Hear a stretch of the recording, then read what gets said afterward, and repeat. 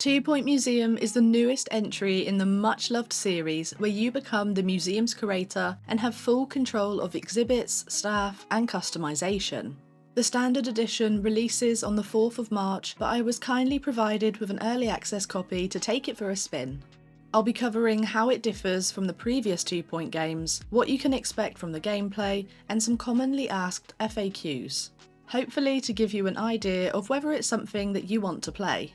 If you are interested in buying it with 12% off, then you can support me by using my affiliate link below to purchase a key through Fanatical, which is an officially licensed game key website. Anyway, without further ado, let's get started. If you've played 2 Point Hospital or Campus, then you might be wondering, how is 2 Point Museum any different?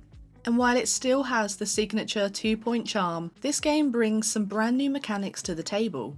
Unlike running a hospital or university, here you're not just managing staff, you're also sending them on dangerous expeditions to unearth artifacts for display. Hire experts, train them up, and balance risk and reward when choosing where to send them.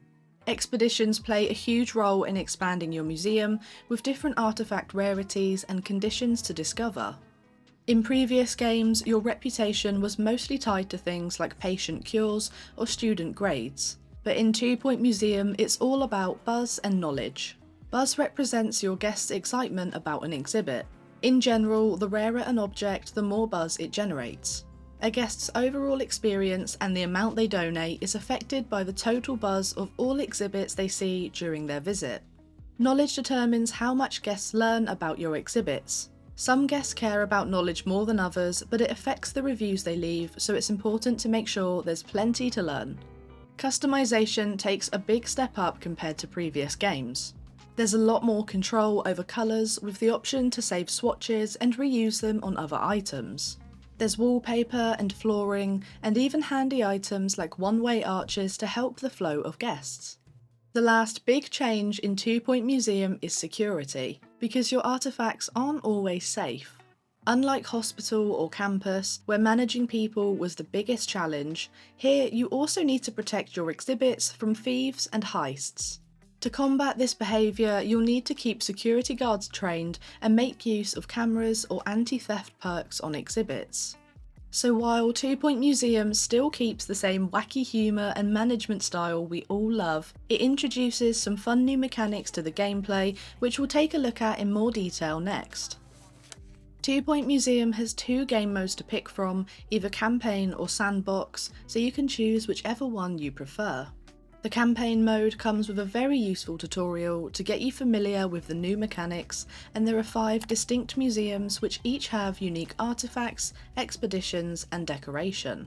The sandbox mode lets you use everything in the game right from the start to create an insane mega museum. But I think it can be a bit overwhelming for newcomers, so I'd suggest playing at least some of the campaign first.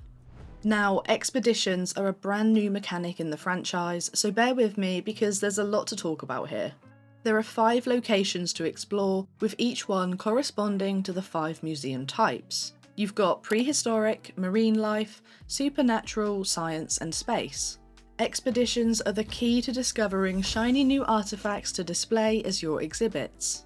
They start off relatively simple, and you need to hire an expert to begin your first trip to a point of interest, or POI for short. On the left, you'll see an overview which tells you what members of staff are needed. As you unlock more locations, you'll need to diversify your team with more staff members and additional qualifications. If a location is locked completely, then at the bottom you can see the requirements you need to meet before you can unlock it. You can also check what rewards you might find, and also the potential events that might occur.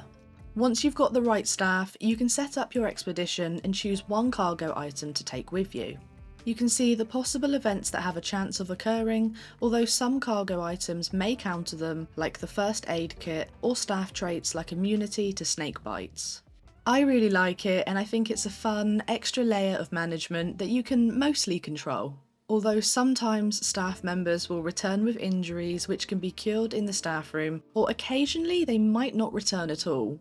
But at least you get the excitement of opening a crate and seeing what goodies the team has returned with.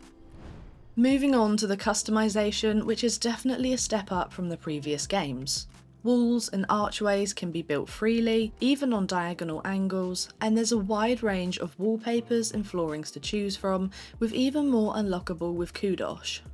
Items that have a colour wheel icon can be freely customised to whatever colour you want, and my favourite part is that we can save swatches to reuse on other items, which is a really great time saver. There's also some handy tools like grid lines that you can toggle on or off, and you can hold down Control for a more precise placement. The staff also have outfits which can be changed individually or for everyone, and people management is easier with one-way archways and staff-only doors. Running your museum successfully is no easy feat, especially when there are 18 guest types, all with different wants, and even those small humans known as children running around.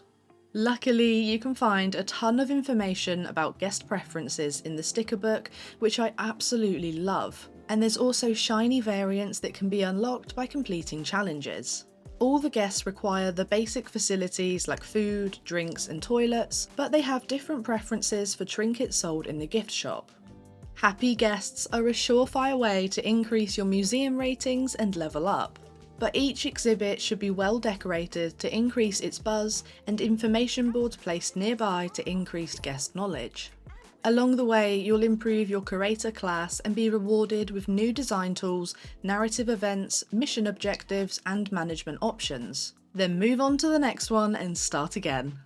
If you manage to balance buzz, knowledge, and money, then you'll be on your way to a 5-star museum in no time. There's not much that's new about staff management, although as your main financial expense, you should probably try and keep them happy so they can carry out their duties effectively. You can check the staff list overview to see how they're doing, what qualifications they have, and manage their wages. Staff qualifications become more important as you progress, because some will be a requirement for certain expeditions like the survival skills. You can build training rooms and develop your staff with a range of qualifications. 2 Point Museum certainly maintains the same quirky humour as the previous 2 Point titles, and has all of the silliness and cute little extras that you could hope for. I love zooming in close and watching guests try to clamber on the exhibits, or seeing kids press their faces up against the aquarium tanks. But I think my favourite part of all this has to be the sassy tannoy and radio presenters. I love the funny comments and relatability, and I'm happy to see the familiar jokes that we know 2 Point does so well. We'll finish off with some quickfire FAQs to hopefully answer any practical questions you might have. 2 Point Museum is available for purchase on Steam and is also compatible with Mac, PlayStation 5 and Xbox Series X and S. The previous 2 Point games also released on Nintendo Switch, but the developers say they can't confirm anything right now, apart from following their social channels to stay up to date with any official announcements. For those of you with a Steam Deck, the game is currently playable but not verified, because the team have a few things to work on before Steam will officially verify it. The Steam page shows that both Xbox and PlayStation controllers are fully supported. I've tested it myself with an Xbox controller, and generally it works really well, although placing items can be a little bit finicky. So if you're doing a full-on museum remodel, then I'd probably suggest using a keyboard and mouse. The base game costs $24.99 or $30, while the Explorer Edition is $34.99 or $40. There is also a pre-order bonus for both versions that contains Sonic decorations, including statues, floors and wallpaper, exclusive gift shop items, and cosmetic outfits for staff. This is only available until the 4th of March. The standard edition just contains the base game, which releases on the 4th of March, while the Explorer Edition granted 5 days advanced access, so you can play from the 27th of February. It also has some other bonuses, including an exclusive map location, a pop-up challenge museum, as well as decorative items and cosmetics. If you've bought the base game and decide you want the Explorer version, even after the 4th of March, then you can purchase the Explorer Upgrade Pack, so you can still get all of the exploration-themed items and exclusives. The team are planning for post-release content, as they have done with all of their games previously, but nothing official has been announced at launch.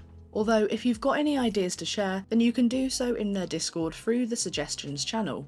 Currently, modding is only available on the Steam Workshop, but the team will let us know via social media for any official news on bringing mods to console platforms in the future. Overall, I've really been enjoying it, and if you liked the previous 2-point games, then you'll definitely enjoy this one. So that's everything I have for you today. Let me know in the comments if you found this video helpful, or what your thoughts are on 2-Point Museum so far. Thank you so much for watching, and I'll see you soon.